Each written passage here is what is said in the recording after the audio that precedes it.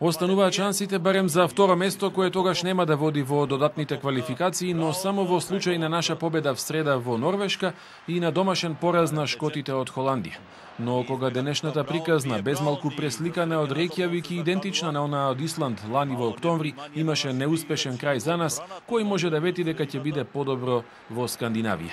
А штета затоа што во Глазгов можеше да биде многу поинаку од конечните 0-2. Со храбра и со отворена игра, македонската селекција го изненади ривалот, беше апсолутно подобар тим и доминираше во текот на целото прво полувреме, но изостана погодок што сигурно ќе ги придвижеше нештата во наша полза. Најблиску до гол беше нашиот најдобар играч Пандев.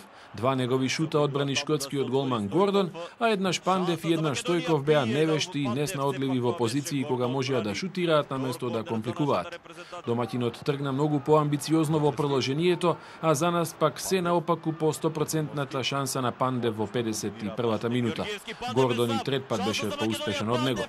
Навистина веднаш потоа среќно се извлековме по шансата на Милер, но не и во 56-та минута кога Скот Браун со удар со глава по центар шутот на Стивен Флечер лесно реализираше покрај лошо поставениот Седловски. Примениот гол до темел ја разурна нашата игра, па со хаотично издание од тогаш до крајот бевме непрепознатливи во споредба со тимот што почна одлично и му недостигаше само еден погодок. Штом не успеа да реализира и Георгиевски при огромната шанса во 64-та минута, беше јасно дека гол ќе падне, но во нашата мрежа. Се редеа шансите на Витејкер, на Мекфеден и на Милер, за на 10 минути пред крајот Джеймс Мекфеден да си поигра и да понижи неколку наши играчи од одбраната на чело со голманот и да ги постави конечните 2-0, што ги оставаат шотландјаните во игра, евентуално да и се придружат на Холандија на Мундијалот во Јужна Африка наредната година.